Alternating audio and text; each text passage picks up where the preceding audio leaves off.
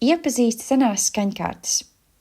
Šodien apskatīsim, kas ir, no kā sastāv un kā skan lokriskā skaņkārta.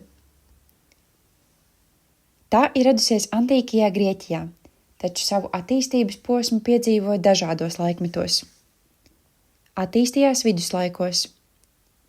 Tajā laikā baznīcā bija izveidojušās oficiālās baznīcu skaņkārtas, kā piemēram doriskā vai frīģiskā, taču lokriskā skaņkārta tajās nebija iekļauta.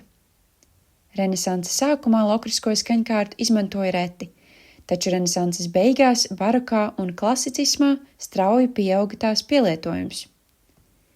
19. gadsimtā lokrisko skaņkārtu lielākoties izmantoja no teorētiskā viedokļa, nevis no praktiskā.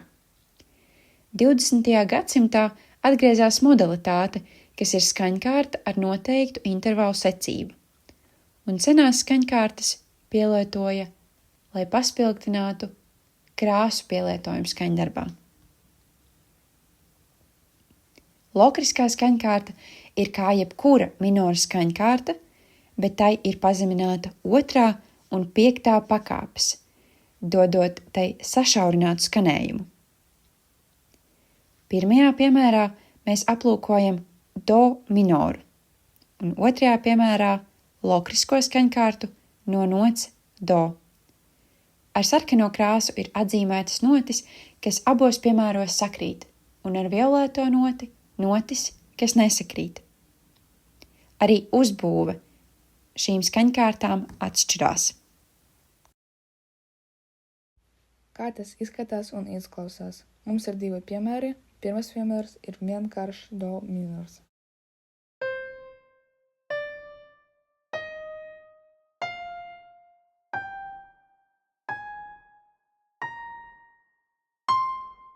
Tur tika izmantoti 3 melni taustiņi, tas ir mi bemolu, la bemolu un si bemolu. Otrā piemēra ir lokriskā skaņkārta no do, tas ir tāds pašs do minors, tikai ar pazeminātu 2. un 5. pakāpi.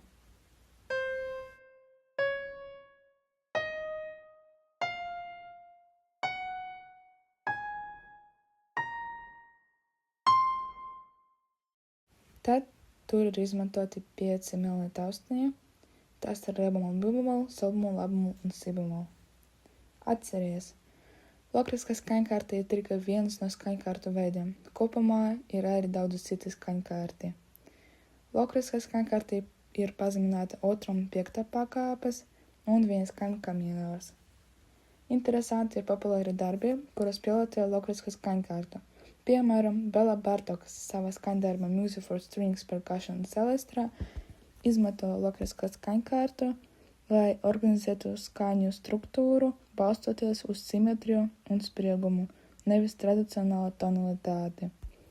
Arī lokrisko skaņkārtu izmanto Igors Stravinskis savā skaņdarbā The Right to String, un lokrisko skaņkārtu izmanto tādi komponisti kā Pauls Hindemith un Claude Debussy. Paldies par uzmanību, tiekamies mūzikas pasaulē!